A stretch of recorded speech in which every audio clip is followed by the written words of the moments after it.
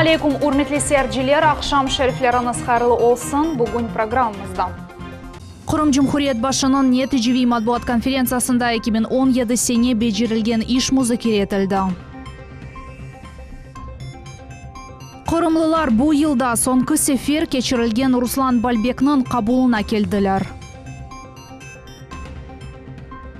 Qashik Degirmen koyunun 43 yaşlı sakini sport sahasında buyuk neticelerge erişti. Bu ve diğer lihalarını bizim yayınımızda seyretiniz. Vladikavkaz sakini Bahçesaray rayonunda yol nakliye kazada elak oldu. Bu haqda Qrim Fevqulade Vaziyetler Nazırlığının matbuat hizmeti haber etti. Kaza neticesinde Skoda Octavia ve Vaz arabalarının aydavcıları zarar gördüler. Onlar çeşit yaralar ile tez yardım xadimlerine teslim etildiler. Vaz arabasının içinde bulungan Vladikavkaz sakini kazalardan şu yerde can berdi dep yazıla mesajda. Matbuat hizmetinin malumatına göre kaza çarşamba günü sabah saat 8'de Kişine yani Tabaçnaya koyu yanında yüz berdi. МЧС xadimleri maşinalardan kazalangan adamlarını maxsus donatma yardımının çıkardılar. Qrim dalgası endi көріне. Bugün Ahmedjit Ava limanında yanı terminal binasının şekilini yarattılar. Kurucular episi kısımlarını birleştirdiler. Terminalının içinde işler 84%ga becerildi. Binanın içki mühendislik ağlarda 93%ga hazır. Binanın sıcak ile temin etken kontur tolusının kapatıldı. Vokzal yanında yerleşken meydanın abadanlaştırılması devam etti. Bundan gari işçiler yeşil divarının montajına geçtiler. Onun umumi meydanlığı 1600 kvadrat metrini teşkil edecek. Bu Avrupa'da binanın içinde yerleşken ösümlüklerden yaratılgan en büyük divar olacak. Ava limanının yanı terminalı AKK sanat eseridir. Kıyış sızıqlı detaller yüzlerce vitrajlardan tizilgen. Stekla paketlerinin özgünlüğü binanın tizilişi ile bağlı yanı terminalının daimi yüksekliği yok. O 25'ten 35 metrege denişe bile tamam. Bu sebepten Ava limanının cam ile kaplanıvı kuyumcılık işidir. Böyle mürekkep leyhanın gayesi Cenubi Koreya mimarlarına ait ama onu Rusiyalı mühendisler amelge geçirdiler. İşlerinin umumi fiyatı 32 миллиард рублей ташкил эти. Данный фасад состоит из более чем 7,5 тысяч индивидуальных кассет, большая часть из которых имеет изогнутые формы. Вот при описании данного криволинейного фасада я чаще всего употреблял слово «индивидуальные», потому что здесь нет ни одного повторяющегося стеклопакета, ни одного повторяющегося алюминиевого элемента, ни одной повторяющейся кассеты, облицовывающие криволинейные колонны. Bina içtende aman hazır mütehassıslar yük sistema montajını geçtiler. Yerli Ava liman sahasının tarihinde ilk sefer yük yani bagajная системасы dünya seviyesine yetti. Leyha Rusya'da peyda oldu ve becerildi. Чем примечательна эта багажная система? Прежде всего, ее пропускная способность 4800 единиц багажа в час. Этого хватит существенным запасом даже для будущего развития аэропорта, для его будущего расширения. Одновременно с помощью этой багажной системы можно осуществлять комплектовку багажа на 25 рейсов. Это особенно важно для аэропорта Симферополь в период пиковых нагрузок в летние месяцы. Beklev salonu da hazır desek olurumunda. 20'den ziyade ticari nokta yerleşecek gerek olgan her şey olacak. İlaçhaneler, tükenler, yemek noktaları ve lahri aerovokzal kompleksinde 2018 senesinin Mayıs ayına hazır olacak. O 7 milyon yolcunu sağdırabilecek. Bu Rusya havalimanları arasında en zemanevilerden biri olacak. Neriman Tarsinova, Kim Bekirov, Milli Telekanalı. Qrim Cumhuriyet başının neticevi matbuat konferensiyasında 2017 sene becerilgen işinin en keskin suallarını ve neticelerini müzakere ettiler. Jurnalistler çeşit mevzularda öz suallarını berdiler. Siyasetçilerinin korrupsiyon ağlarından başlap Cumhuriyet başının ayaz dedegi münasebetine barganca. Особняками и многоэтажками на ЮБК Jurnalistler ile birkaç saat faal sübet Qrimlilarni meraklandırgan onlarca sualler söz bir daqiqa bile to'xtatilmay. Qrim Cumhuriyet başı Sergey Aksionovning neticevi matbuat konferensiyasi bo'yli nizamda kechdi. Sualler çeşit ama pek aktual oldu. Elbette yarımadada araba yollarının gergin vaziyeti de ko'tarilmagan qalmadi. Деньги будут Это 4,5 миллиарда, это не последние деньги. У нас 2,4 миллиарда рублей в нашем республиканском бюджете уже было заложено, но это включая обслуживание этих дорог. Тем не менее, Симферополю, могу сказать, частный сектор, конечно, уничтожен там как класс, дорог нет. Будет 100% сделана Каменка, я уже обещал это на встрече с жителями, будет закольцована и выведена до проспекта Победы, это 100%. Остальные дороги вот сейчас мониторятся. Якын комшуларны да андылар. Украина Медениет Назирлеги Бакчысарайдаки ханлар сарайында алып барылған реставрацион ишлерini дерал тоқтамаға тевсие етті. Бұл тарихи мирасқа зарар кетірмемек үшін деп хайд етті өз суалінде Қырым журналистлерінден бері. Бұна Cumhuriyet yolбашчысы толу жауап берді. Ну, сегодня не успеем выполнить их приказ министерства, поэтому, ну, как бы, да, все, поэтому уже все, значит, ну, не будет выполнен вообще. Ну, дурость, ну, коллеги, ну, приказ Министерства культуры Украины, слушайте, пусть они у себя кому-то прикажут, и кто-то исполнит для начала, посмотрите, что у них происходит. Еще они нам будут приказывать. Ханский дворец будет реконструирован при поддержке президента, деньги будут выделены. Так что все сделаем, Министерство культуры Украины, на экскурсию их пригласим, когда сделаем. Пожалуйста, если приедут, покажем, что сделали. Приказ их не выполним, сообщите. Өз автобусларында yolcularını taşıganlar üçün ise sonki kire tenbiyelep seslendirildi. Bu imtiyazlılar ve nefakatçılardan eşitilgen daimi şikayetler ile bağlı. Olarını sık halda bedava taşımağa istemeler. Если мы к консенсусу не придем, если сейчас не начнут перевозить льготные категории, вот прямо сейчас, и они не организуют эту работу системно, то есть я такой курс возьму, я просто им сказал, вы же понимаете, конкуренцию вы никакую не выдержите. Мы через лизинговые, через нашу ГТЛК, государственную транспортно-лизинговую компанию, возьмем еще там до 500 единиц там больших автобусов, то есть как бы вас на рынке вообще не будет физически. Cumhuriyet başını şaşırtkan sualde oldu. Evvelleri o toplaşıvlarda ve muşaverelerde olmagan idi. Aksionovdan siz Ayaz dedege yaşanasınız mı deyip soradılar. Честно говорю, не знаю даже что ответить. То есть Деду Морозу привет на самом деле, то есть как бы там только могу пожелать ему всего самого наилучшего, сказать, что в Крыму его ждут в данном случае. И те, кто верит, и те, кто не верит, то есть все хотят новогоднего чуда. В данном случае, ну, думаю, вот, знаете, каждый в это верит по-своему. Rusiya terkebine kirgen son ne kadar memur, nazir ve icracı Kırım'da dönüştürülgeni de müzakere edildi. Cumhuriyet başı emin, yıldan yarımadada öyle bir takım tezileki tamamlar evvel becerilmegen vazifelerini becerip olurlar. Enver Ablaziz, Dmitry Nizavoy, Millet için. Владимир Путин президент намзетіне чықару бойынша тәшібішчілер группасына Русия Федерациясының ән ихтисаслы инсанлары кірділер. Девлет Дума мебусы Руслан Бальбек тәшібішчілер группасына кірді. Хатырлатамыз, Владимир Путин меркези сайлав комиссияға президенттік намзетіне весиқалар тапшырды. Сайлаулар 2018 сене мартынан 18-де кечежек. Президент өз намзетіні өзі чықара ве бөле алда сайлауларда иштирак етежек. Бұна 600-ден зеде адам сайлаулачылар тәшібісшісі группасының азалары бір ағыздан ұрай берділер. Ахмежитке яқын ерде ешіл зонада құруджилық алып барғанлар Девлет Дума мебусы Руслан Бальбекнің қабулында болундылар. Дамарталар ве шақси евлерінің сайыплері ерлі мемурлар yol қойған бюрократия есерлері олдылар. Тafsilatlar ile Nев Бетикелев хамызда таныш олырсыз. Мы оспариваем свое право на застройку, именно изменение зоны.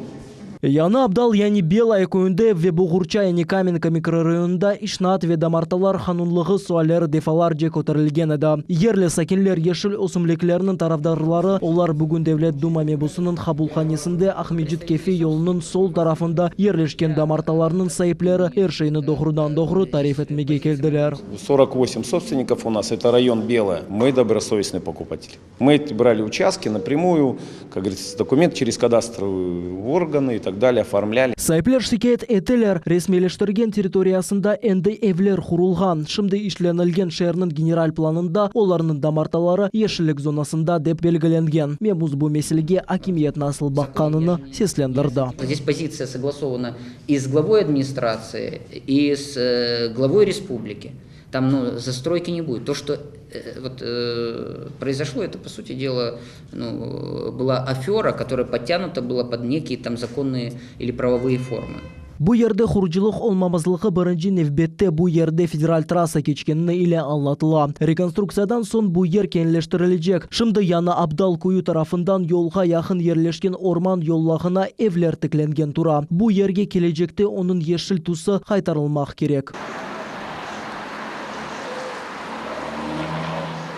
Мебусунун бу жылы соңки сефер кечирилген гражданлар хабул махзулдар олды. Ярамада сакинлери чеши суаллер иле муражат эттилер. Мисал үчүн кыш ягмурлары оларнын себебинден Борчухра касабасында не пияды, не машиналарнын кечмек мүмкүн деп шикает этелер сакинлер. Пешеходных дорог нет у нас, выход сейчас строим детсадок, в школе нормального тоже выхода нету там. Келечек 2018 сенеге бу касабада жоллар тамир этилөбү боюнча лейха смета весихаларынын иштеп чыгарылуы планлаштырыла. Тем не менее, это не значит, что проблему должны забыть, и вы за это время до момента строительства дорог должны плавать на лодках, либо на плотах самостоятельно выстроенных. Давайте вот мы сейчас сконцентрируемся о временном решении. Шер мемориаты или бераберликте меселелерinin себеби олган yollarga якын вакытта мутахассислар барып жетежек. Топрак дамартыларынын ресмилештирилуы, бала бакчалар курулуы, конфискация этилген мүлкет кайтарылуы ve Кырымда унутула яткан көпеклерни өстүрүлүүгө жардам. Кырымлардын бойлы ve дигер муражатлары бакылуулууга ve ишенилүүгө кабыл этилди. Мухаммед Зикриев, Арза Хасянова, Асан Зивадинов, Милет телеканалы.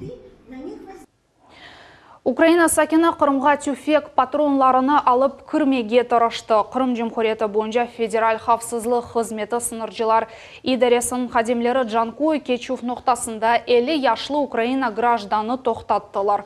У Яраманага тюфек үчүн патронларны кетирежек эди. Тапылган шейлер экспертизага жолланылды. Баллистик теткыкат нетижесинде бу адамга месулиятлик тайын этилүү убакта суаль чизилежек.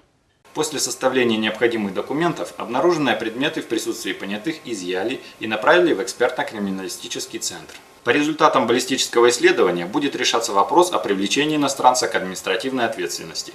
Пограничное управление настоятельно рекомендует крымчанам и гостям нашего региона, планирующим поездки через государственную границу, подготовиться к прохождению процедур пограничного, таможенного и иных видов государственного контроля, осуществляемого в пунктах пропуска, предусмотрительно изучив нормы российского законодательства, регламентирующие порядок и правила перемещения грузов, товаров и животных. Ахмежит шәрінің башы Игорь Лукашов иш зереті мектеплерде ve мектептен эвел тасыл муассерлерде болунды. Кырым пайтахтын меморият башы ойын одаларыны, музыкаль салонларыны ve емек пішірілген ерлеріні бақып чықты. Баларға емек пішірілген шаретлерге ve максулатларының кейфиетіне айры диққат айрылды. Бала бақчалар ve мектеплерінің реберлері олған меселер ақта тариф еттілер. Игорь Лукашов бераберлікте бежірілген реберлерінің ve ocаларының ишіні қайтатты. Проблема вот тех садов, которые мы сегодня объезжаем, они везде примерно одинаковые. Это двор, это фасады. Вот. Ну, кое-где окна уже поменяли, а кое-где еще нужно будет работать в следующем году. Внутри коллектива везде старается, очень позитивно оцениваю работу и этого детского сада руководства и предыдущих, что мы ездили. Люди делают, что могут в данном плане, попечительские советы работают. И дальше будем это продолжать. Наша задача довести сады до того уровня, который мы признаем хорошим. Бүгін Сақ шәрінде Нури Халилов доған күнінің 100 йылығы қайтетілді. Улу ватан женкі іштіракчысының Сақ шәрінің шәрифлі сакинын хатарасына анмақ үшін оның сой ақрабасы, достлары, танышлары келділер. Хатыра ақшама ачық деп илан етмек мүмкін. Бүгін музейге келген бір инсан Нури Халиловның мирасы ile яқшы таныш. Бір-бірі артындан мұсафирлер оз музбет хатырлавлары ile пайлашалар. Вспоминали вот эпизоды из его жизни. Он действительно заслуживает уважения, так как он преодолевал сложные жизненные условия, обстоятельства, пережил депортацию, пережил войну, пережил революцию, возвращение на родину и оставался при этом всегда с улыбкой на лице, с шуткой, поменял несколько профессий, был историком, и фотографом, и парикмахером. Русия Федерация президенті үкінді милетлер арамына себетлері бойынша шуразасы Искендер Билалов оз дайысыны жестюр намусла адалетлі инсан оларақ хатырлай. Оның соя Ақ Русия орманларында партизанлық япқан еді. Ама Қырымға қайтқан сон о апске алынды ве арбейлер есірлігіне түшті. О партизан болды, о Қырым азатлығы үшін немселерден çok isesi бар еді, озын isesini қошты. Üçün мен да бір kere hatırlayayım bu adamla. O ana taraftan meni dayım edi. Üçün bek yaxşı insan, men onu balalıktan biledim. оға, бек яқшы қонышмаға мүлкін еді, не үшін десең, о айырма еді. Кішкене балам, балабан инсаным, büyük инсан. О бек оле онен қонышмаға бек яқшы еді. Оскар бабасына Алиме Халилова да яқшы хатырлай оз айлесінің ғұрурны ойынды бір қач керече шыт конкурсларда тақдым етті. Бүгін Онури Халилов ақта фильм азырлады. Я очень горжусь дедушкой, всеми его заслугами. И когда говорят, что вот мой дедушка был почетным гражданином города Саки или человеком-легенды, становится очень приятно. Хатыр ақшамы кетшатында Эмде Нури Халилов ақта китап тақдым етілді. Оның серлевасы Евге ұзақ ел, яни долгая дорога домой. Оны тарихчы Владимир Поляков язды. Малие есе Искендер Билялов тарафындан айрылды. Китапта Нури Халилов башындан кечірген вақиялар тасвир етілі. Там рассказывается жизнь крымского татарина. Как он воевал, как он страдал, как он любил. Когда говорят, что он лучший представитель, я не соглашусь. Он типичный представитель. Такие все крымские татары. Умные, порядочные, добрые, красивые. Нури Халилов Ахмеджитна қиярны азат етті. Екінші дереже Улы Ватан Женкі ордені 8 юбилей медалі ве Қырым партизаны шареті иле тақдырленген еді. Ләкин оның әсас ярарлығы оз милетінің қараманыны хатырлаған, оның ле ғурурланған яш несілдір. Алиме Кайбулаева, Мухаммед Нестуров, Миллет үшін. Спорт еле чашыт яшлы адамлар оғрашалар қашық дегірмен Янинова Андреевка койынан 43 яшлы сакины ятып, 170 кило штанга көтірлігі бойынша абсолют чемпион олды. Ғалип чемпионатқа насыл азырлағаны ве бөле нәтижелерге насыл үрішкені ақта бізді мұхбіріміз Мухаммед Зикиряев біле. Чемпионның спорт карьерасы Қырымда кечірілген адди ярышлардан башланды. Ве ел-елдан Садеко егетінен истидатлы спортчы осып чықты. О яшына бақмадан пауэрлифтингден оғрашқан 70 баланы идман еті. Василий Эрбір спортчы кабы ось идманыны бойын архави эл межгулетлерінен башлай. Вот занимаются ребята, это помогает достичь результатов. Вот. Опять же, первый наш тренажер это для жима лежа, который сварили собственными руками. Вот. С него начиналась, в принципе, вся моя профессиональная деятельность в плане спортсмена. Вот. У нас когда-то, когда мы только начали заниматься, был один-единственный гриф. Я сейчас вам его покажу. Вот этот гриф, он не рассчитан вообще на тяжелые веса. Ну, мы с ним занимались. Экі автоевелісі 43 яшлы спортчы Русия чемпионы олды. Более яшта Василий ятып штанганын көтерілуінде ән күчлі олды. Энді өзі яны чемпионларны тербиелей. Результаты уже есть, я занимаюсь конкретно занимаюсь около года, и результаты я считаю, что есть, потому что я и физически, и телосложение мое было не таким, как сейчас. То есть, да, результаты имеются, да. Василий Ладинны бүгін Ахмезжит мемориетінде хувет спорт чешітлері сасында юксек ирішмелер көстергені үшін тешікурнамейлі тақзирленділер. Много было побед, много было выездов, много было мероприятий, которые мы провели здесь, в республике. Много спортсменов, которые заслуживают очень достойных. Вот один из них Ладин Василий, которого сегодня здесь чествовали. От лица Крымской ассоциации силовых видов спорта.